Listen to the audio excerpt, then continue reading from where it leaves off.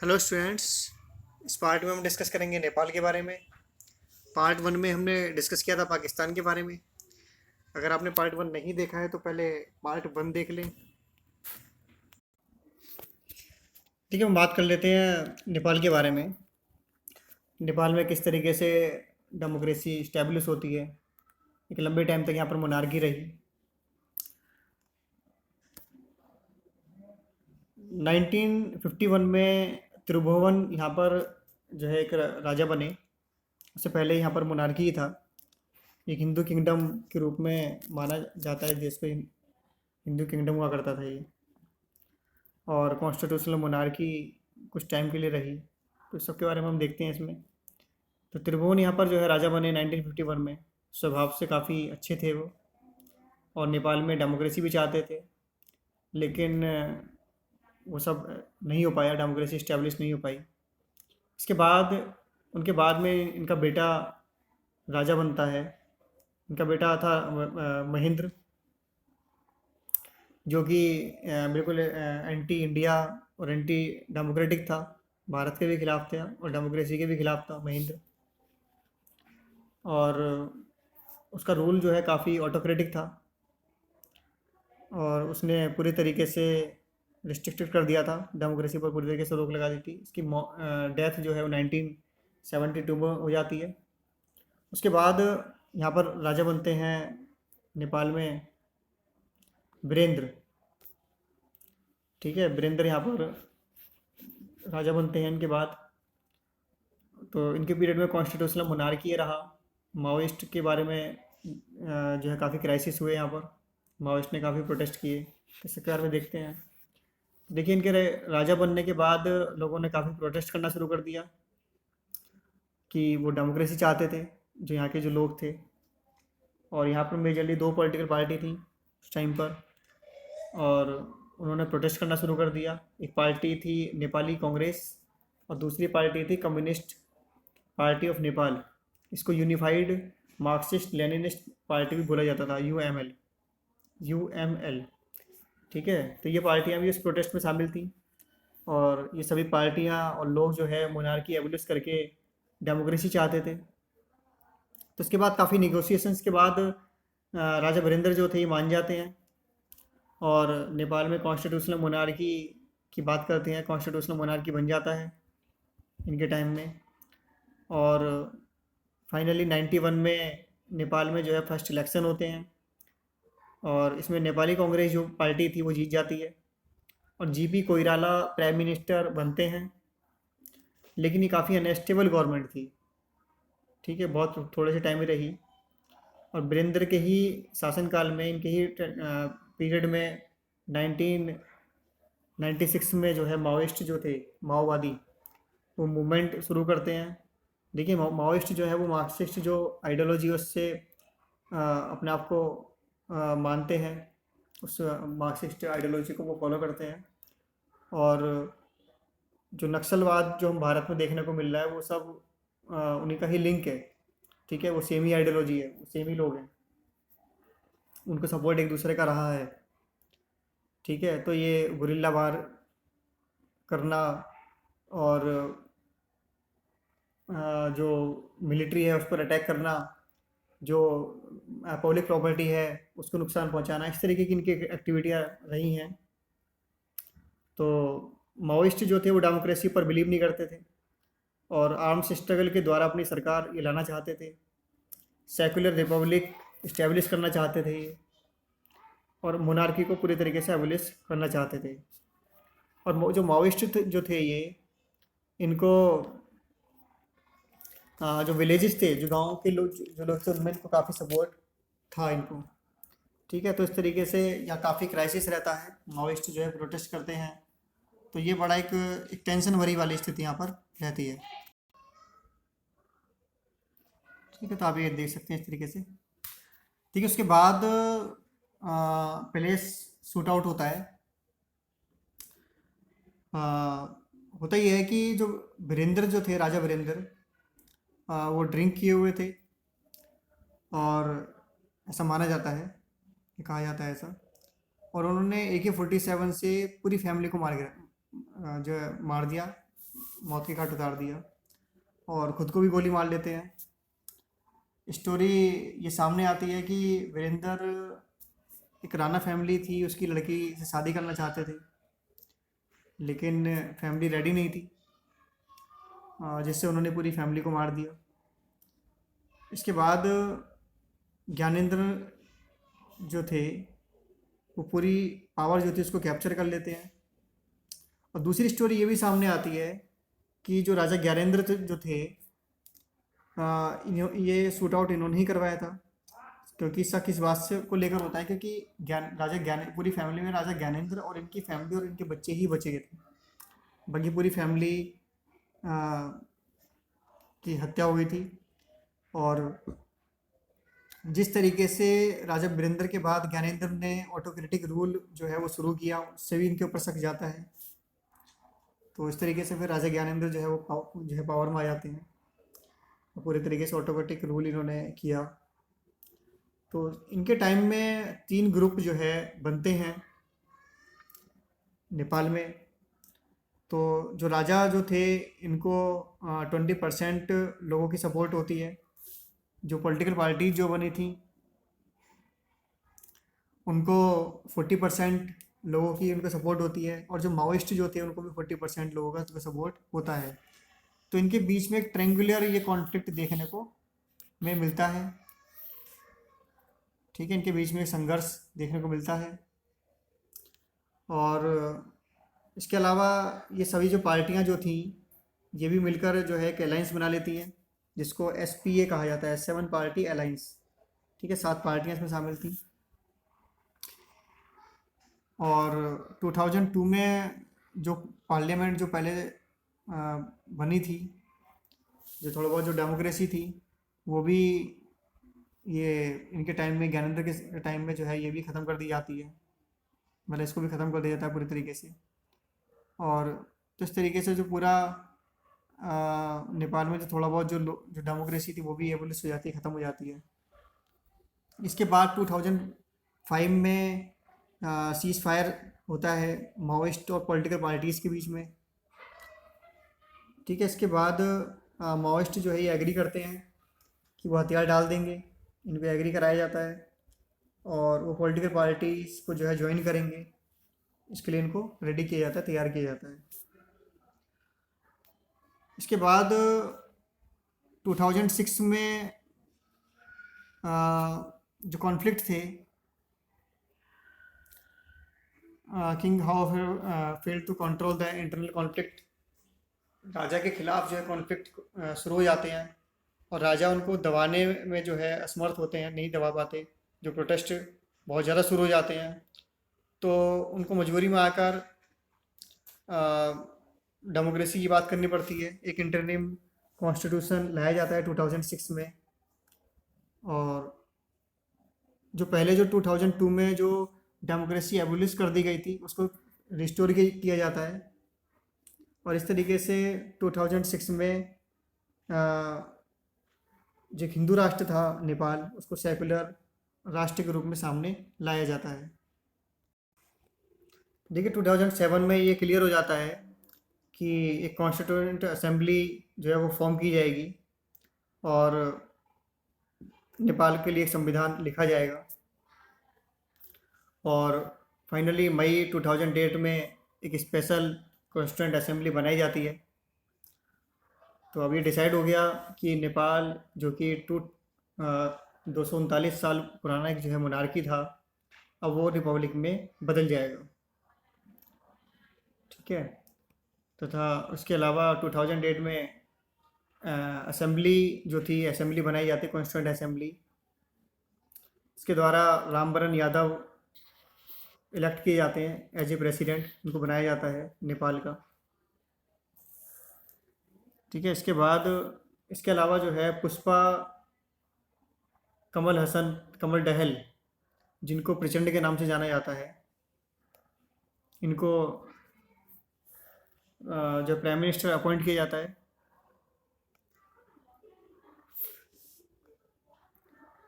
ये Maoist leader थे। और इस तरीके से नेपाल में मोनार्की एबोलिश होकर ये कॉन्स्टिट्यूशनल रिपब्लिक के रूप में हमारे सामने आता है। ठीक है, तो देखिए ये प्रचंड है। ये जो सिविल वॉर जो चल रही थी माओइस्ट के द्वारा, ये उनको उनके लीडर थे ये। माओइस्ट जो सिविल वॉर हो रही थी उनको लीड कर रहे थे, उसको लीड करने वाले थे ये। इसके बाद 4 मई 2009 को जो है प्रचंड भी रिजाइन कर देते हैं। प्रचंड ये भी रिजाइन कर देते हैं क्योंकि उनकी आर्मी चीफ से नहीं बन पा रही थी। क्यों नहीं बन पा रही थी?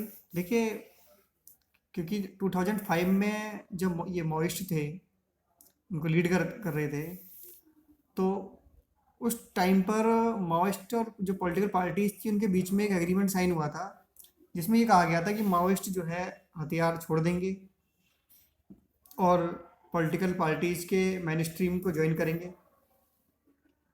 और ये भी तय हुआ था कि माओइस्ट के जो 18,000 जो सोल्जर्स जो थे उनको नेपाल की आर्मी में ज्वाइन जो कराया जाएगा।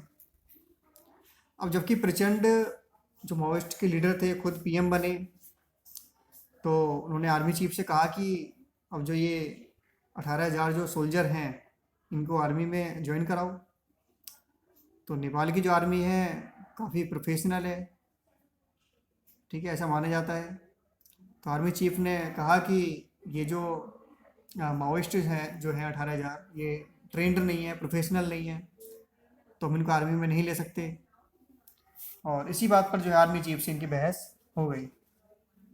और आर्मी चीफ को जो है इंडिया का बैक था, इंडिया उनको सपोर्ट करता था, ठीक है। इंडियन आर्मी जो है आर्मी चीफ को सपोर्ट करता था, तो इसी वजह से प्रचंड ने जो है रिज़ाइन कर दिया। इनके रिज़ाइन करने के बाद माधव को नेपाल का पीएम बनाया गया, लेकिन किसी वजह से उन्होंने भी रिज़ाइन कर दिया।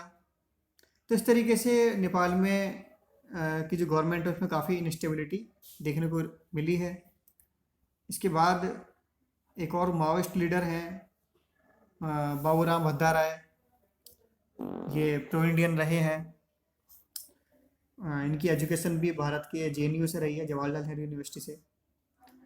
तो इनकी फैमिली इन्होंने जो फाइनली इन्होंने माओइस्ट और इनके जो कैडर थे जो 18,000 जो माओइस्ट थे, जो इनका इश्यू था उसको जो है उन्होंने सॉल्व करवाया।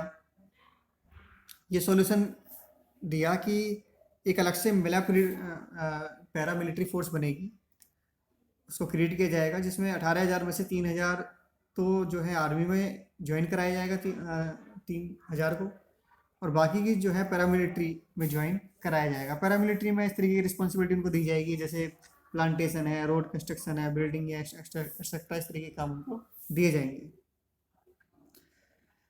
ठीक है। तो देखिए, जो कॉन्स्टिट्यूएंट असेंबली जो बनाई गई थी वो टाइम पर अपना जो है जो कॉन्स्टिट्यूशन के लिए जो टाइम उसको दिया गया था 2 साल का, वो पूरा नहीं कर पाई, कॉन्स्टिट्यूशन डिलीवर नहीं कर पाई। उसने 2 साल का टाइम और मांगा, लेकिन इस पीरियड में भी वो अपना 2012 तक भी संविधान जो है वो पूरा नहीं कर पाई, ठीक है। तो इसके बाद फाइनली 2012 में जो कॉन्स्टिट्यूएंट असेंबली थी उसको डिसॉल्व कर दिया जाता है, वो अपना काम पूरा नहीं कर पाती है। 2 साल का एक्सटेंशन मांगा जाता है, 2010 में वो दे दिया जाता है, फिर से 2012 तक भी पूरा काम नहीं कर पाई थी वो, उसको डिसॉल्व कर दिया जाता है। उसके बाद नवंबर 2013 को फिर से एक नई संविधान सभा गठित की जाती है कि जो ये संविधान बनाने का जो अधूरा कार्य है उसको पूरा करेगी। लेकिन इसी बीच 2015 में हम सभी ने देखा कि बहुत ज़बरदस्त भूकंप आता है नेपाल में, और करीब 9,000 लोग इसमें मारे जाते हैं। भारी तबाही वहाँ पर जो है देखने को मिलती है नेपाल में, उसका सामना उसको करना पड़ा। तो इससे अब सभी पॉलिटिकल पार्टियाँ एक साथ मिल कर सामने आती हैं, एकजुट हो जाती हैं कि अब बहुत हो गया है। अब फाइनली हम अपना जो पहले उनके बीच में जो क्राइसिस था, जिस वजह से संविधान नहीं बना पा रहा है, उस सब क्राइसिस को छोड़ते हुए अब फाइनली एक डिसीजन लेती है कि अब हम संविधान जो है फाइनली बना कर रहेंगे, क्योंकि संविधान जब तक नहीं बनेगा तब तक हमें नेपाल का डेवलपमेंट नहीं हो सकता है। तो इस तरीके से 2015 में एक नया संविधान जो है बनकर सामने आता है, जिसमें Nepal secular federal democratic Republic के रूप में सामने आता है। ठीक है, लेकिन इसके बाद भी इसमें एक प्रॉब्लम रह जाती है। इसमें जो एथेनिक जो मधेसी हैं, ठीक है, इनकी डिमांड जो है पूरी नहीं हो पाती है। एक एथेनिक जो ग्रुप था मधेसी के नाम से जाना जाता है इनको, जो मधेसी हैं, ठीक है, ये नेपाल के जो साउथर्न प्लेन वाला जो पार्ट है उस हिस्से में इनकी मेजॉरिटी है। तो इस संविधान को क्योंकि इनकी मांग ये संविधान पूरा नहीं करता, इस वजह से वो इसको संविधान को मना कर देते हैं, इसको वो डिस्क्रिमिनेट बताते हैं, उसको रिजेक्ट कर देते हैं। ये मधेसी जो हैं इंडियन ओरिजिन इनको माना जाता है।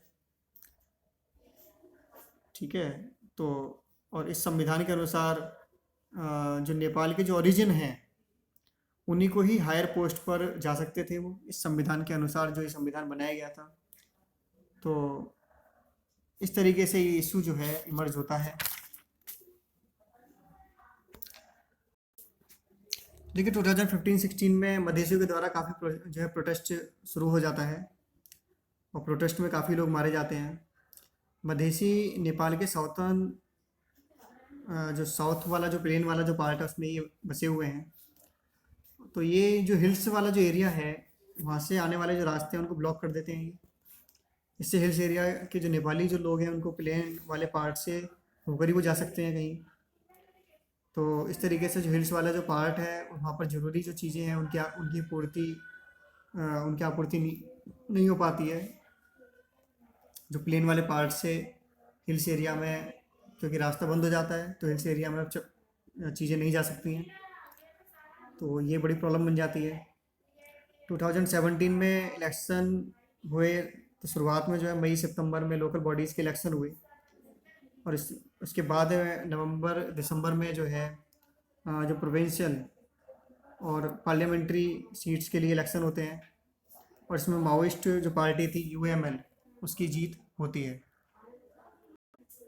देखिए थोड़ा यहाँ के सिस्टम की बात कर लेते हैं कि किस तरीके का जो इन्होंने नया संविधान जो बनाया है उसमें किस तरीके का इसमें इन्होंने सिस्टम अडॉप्ट किया है। इलेक्शन होते हैं 2017 में नवंबर दिसंबर में, 2 फेजेस में होते हैं। ठीक है, देखिए मिक्स्ड सिस्टम इन्होंने अपनाया है, जिसमें 60% जो सीटें हैं वो FPTP first past to post system, ठीक है, जिसमें सबसे ज़्यादा जिसको वोट मिलते हैं, जो हमने 11th क्लास में पढ़ा, तो वो इसमें जीतता है। जो भारत में जो लागू है,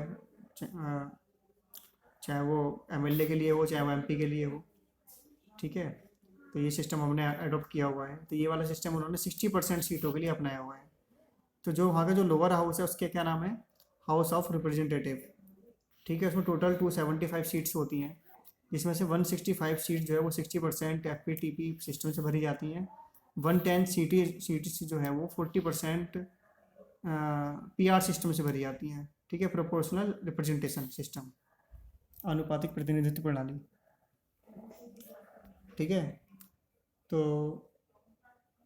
इसके अलावा जो अपर हाउस है, अपर हाउस का क्या बोला जाता है, नेशनल असेंबली, उसमें टोटल कितनी सीटें हैं, 59 सीटें हैं उसमें, और उसमें से 56 सीटें जो हैं वो इलेक्टोरल कॉलेज से भरी जाती हैं, और 3 सीटें जो हैं वो प्रेसिडेंट के द्वारा अपॉइंट होती हैं। इसके अलावा इन्होंने 1/3 जो सीट्स हैं रिजर्वेशन दिया है वेमेंस को पूरी तरीके से। हम भारत में तो अभी कोशिश ही कर रहे हैं, उन्होंने 1/3 वेमेंस को रिजर्वेशन दिया है सेंट्रल, स्टेट, लोकल, हर तरीके की बॉडीज़ में। इसके अलावा देखिए इन्होंने एक सेकुलर की भी बात की है, सेकुलर कंट्री माना है नेपाल को। तो किस तरीके का सेकुलर इन्होंने माना है, तो वो इंडिया का सेकुलरिज्म से अलग है बिल्कुल। जो इन्होंने सेकुलरिज्म जो अडॉप्ट किया है वो फ्रेंच वाला जो है, ठीक है, वेस्टर्न अप्रोच वाला जो है वो इन्होंने अडॉप्ट किया है। उसमें स्टेट और रिलीजन्स को बिल्कुल अलग करके देखा जाता है। जबकि इंडिया में जो है स्टेट और रिलीजन को अलग करके नहीं देखा गया है, बल्कि इंटरफेरेंस एक लिमिट तक जो है रिलीजन के मामले में स्टेट का रहता है। अगर वायलेशन अगर होता है, कोई अगर रिलीजन के नाम पर कोई वायलेशन करता है तो उसमें स्टेट इंटरफेयर कर सकता है। या किसी तरीके का अगर डिस्क्रिमिनेट करता है अगर अगर धर्म के नाम पर, तो उसमें स्टेट जो इंटरफेयर कर सकता है इंडिया में। जैसे कि हम देखते हैं सबरीमाल मंदिर का इश्यू हो, या जो शेड्यूल कास्ट है उनके मंदिर में एंट्री को लेकर हो। ठीक है, तो ये सारी चीज़ें उसमें जो है इंटरफेरेंस स्टेट का रहता है। तो इस तरीके से यहाँ पर जो सेकुलरिज्म जो यहाँ पर अपनाया गया है उसमें एक चेंज जो देखने को मिलता है। देखिए, इंडिया और नेपाल एक काफ़ी लंबे टाइम से एक बड़े भाई छोटे भाई की तरह एक रिश्ते रहे हैं। इनके काफ़ी सहयोगी रहे हैं, दोनों आप में एक दूसरे के बड़े कोऑपरेटिव रहे हैं। दोनों ही देशों में एक दूसरे के जो सिटीजन्स हैं उनको फ्री ट्रैवल, ठीक है, बिना वीज़ा के बिना पासपोर्ट के एक देश से दूसरे देश में आ जा सकते हैं। तो इसके लिए भी ट्रीटी जो है साइन हुई हुई है। इसके अलावा चाहे वो नेचुरल रिसोर्सेज को लेकर हो, इलेक्ट्रिसिटी जनरेशन को लेकर हो, साइंटिफिक कॉपरेशन, ट्रेड, ठीक है, सारी चीज़ों के लिए जो है इंटरलॉकिंग वाटर मैनेजमेंट, हर फील्ड में जो है दोनों ही देश एक दूसरे के लिए काफ़ी अच्छे रिलेशन दोनों के साथ दोनों के रहे हैं। लेकिन अभी कुछ टाइम से एक बड़ा चेंजेस जो है वो देखने को आ रहा है। जब से कम्युनिस्ट गवर्नमेंट वहाँ पर इस्टेब्लिश हुई है, उसका झुकाव जो है चीन की तरफ दिखाई दे रहा है। ठीक है, जो कि इंडिया के लिए बड़ा चिंता का विषय है।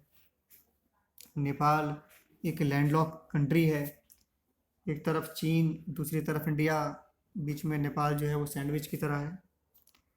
अभी तक जितने भी गवर्नमेंट नेपाल में रहीं वो भारत के प्रति वो न्यूट्रल वो रहीं। इसके अलावा ट्रेडिंग को लेकर भी भारत की स्थिति जो है डोमिनेंट वाली रही है, क्योंकि ये सब जो गवर्नमेंट जो थी पहले वो प्रो इंडियन गवर्नमेंट रही थी।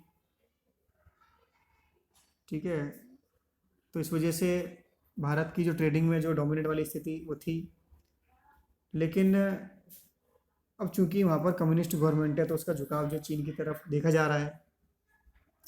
इसके अलावा देखिए, चीन जो है वन बेल्ट वन रोड की बात कर रहा है, नेटवर्क जो अपना बना रहा है वो, जिसमें जिसकी जद में पूरा एशिया, अफ्रीका, यूरोप तक पूरा जो है वो सिल्क रूट या जिसे कहते हैं, या रोड के थ्रू जो है पूरा एक पूरा रोड का जो है जाल बिछा रहा है, जिससे उसका जो प्रोडक्शन है, माल हर देश हर कॉन्टिनेंट तक इजीली पहुंच जाए। तो नेपाल भी जो है उसका हिस्सा है, उस प्रोजेक्ट पर जो है नेपाल ने भी साइन किए हैं। ठीक है, तो इस तरीके से नेपाल में जो है इंफ्रास्ट्रक्चर जो है डेवलप कर रहा है नेपाल, चीन जो है, जिससे नेपाल के साथ जो है ट्रेड और इन्फ्लुएंस वो जो है बढ़ा सके। इस तरह से देखा जाए तो यह समय नेपाल और भारत के लिए के रिश्तों के लिए जो चिंता का विषय ये है। इसके अलावा देखिए 2015 में जो मदेशियों के द्वारा जो नेपाल में जो ब्लॉक कर दिया गया था, उसके लिए भी नेपाल जो ऑयली है वहाँ के, उन्होंने भारत को उसके लिए जिम्मेदार ठहराया है। इसके बाद चीन ने जो है के जो डिफेंस मिनिस्टर हैं जनरल चेंग, वो फर्स्ट टाइम जो है नेपाल आए। उसके बाद जो है जॉइंट मिलिट्री एक्सरसाइज दोनों की देखी गई। हमने नेपाल और चीन के बीच उसके बाद 2 मेजर हाइडल प्रोजेक्ट पर ये साइन करते हैं। ठीक है, एक था वेस्ट सेती और दूसरा था बुद्धि गंडकी, 2 हाइडल प्रोजेक्ट थे ये। इन हाइडल प्रोजेक्ट को एक चाइनीज़ कंपनी को दिया गया है। हालांकि दूसरा वाला जो है किसी कारणवश उसको कैंसिल कर दिया गया। इसके अलावा चाइना जो है नेपाल में, चाइना और नेपाल के लिंक्स को जो एक्सप्लोर कर रहा है और नया रोड लिंक और उसको खोलने की बात जो है की जा रही है। इसके अलावा हाईवे है जिसका नाम है अरानाकी, उसको भी चाइना नेपाल एक्सपेंड कर रहे हैं। सो अभी तक नेपाल ट्रेड का वे अन्य मामलों में जो है इंडिया पर जो डिपेंड था, पहले ही ट्रेड के मामलों में हर चीज़ पर इंडिया के ऊपर डिपेंड रहता था, अब उसका झुकाव जो है वो चाइना की तरफ देखा जा रहा है। देखिए, इसके अलावा एक अदर जो डिस्प्यूट है जो अभी करंट में ही सामने आया है, काला पानी जो एक जगह है जिस पर तीनों कंट्रीज़ की सीमाएं मिलती हैं। चीन, नेपाल, भारत का जो है त्रिजंक्शन इसको माना जाता है। 372 स्क्वायर किलोमीटर का वो एरिया है। इसको भारत जो है, काला पानी है इस जगह का नाम, इसको भारत ने अपने उत्तराखंड में इसको जो भी नया मैप जो जारी किया जम्मू कश्मीर के यूटी बनने के बाद, तो इसमें भारत ने इस काला पानी जो जगह थी इसको उत्तराखंड में दिखा दिया इसको। तो नेपाल ने इसके ऊपर ऑब्जेक्शन किया, नेपाल इसको अपना मानता है। तो इसमें जो है काफ़ी जो है डिस्प्यूशन देखने को मिला। ये वाला ये जो जगह है, ये डिस्प्यूटेड एरिया, ये इसको जो है काला पानी, ये जगह है वो, इसको हम इसमें भी देख सकते हैं। ये जो जगह है, ठीक है। तो इस तरीके से ये नेपाल और इंडिया के जो रिलेशन है, काफ़ी लंबे टाइम से काफ़ी अच्छे रिलेशन थे दोनों देशों के बीच में। लेकिन अभी कुछ टाइम से जो चाइना के इंटरफेरेंस की वजह से, चाइना की तरफ झुकाव की वजह से, उसमें काफ़ी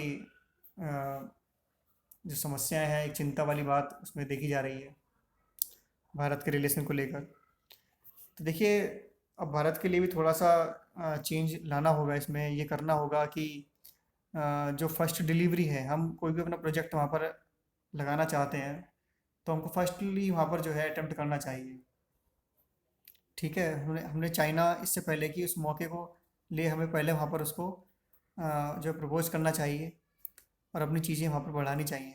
इसके अलावा जो गुजराल जो डॉक्ट्राइन थी, ठीक है ना, उसको भी रिवाइव करने की ज़रूरत है। इसमें जो छोटे, उसमें ये कहा गया था कि जो छोटे पड़ोसी जो देश हैं उनकी हमको हेल्प करनी चाहिए, उनको उनसे ज़्यादा कुछ एक्सेप्ट ना करते हुए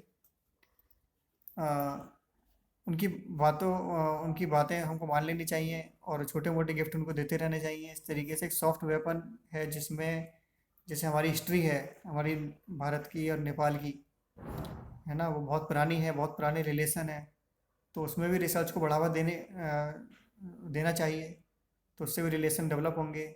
इसके अलावा जैसे क्रिकेट है, नेपाल की एक नई क्रिकेट टीम बनकर आ रही है सामने, तो वहाँ भी रिलेशन डेवलप किए जा सकते हैं। इसके अलावा जो इंफ्रास्ट्रक्चर है वो भी हम जो है प्रोवाइड कराकर उसको हम नेपाल का जो विश्वास है उसको जीत सकते हैं। तो इस तरीके से हमें फिर से रिलेशन जो है वो डेवलप करने की ज़रूरत है। तो ये था नेपाल के बारे में। नेक्स्ट पार्ट में हम डिस्कस करेंगे बांग्लादेश के बारे में। Thanks for watching, bye bye.